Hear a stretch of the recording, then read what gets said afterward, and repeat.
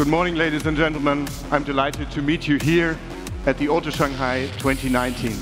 China has been the largest individual market for Porsche.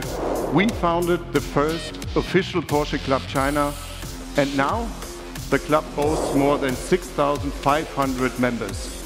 To spread the passion, the Porsche Sports Cup will have its debut in China this October. Progressive, athletic, emotional. Ladies and gentlemen, we brought our Chinese customers' favorite Porsche model to Shanghai for the first time as a coupé. It comes with a flatter windscreen, a faster falling roofline, and a wider rear end than the Cayenne.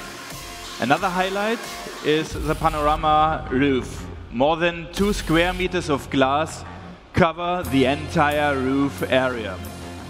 The adaptive rear spoiler provides high stability even when driving at top speed. And if that is not enough, we have developed some impressive extras.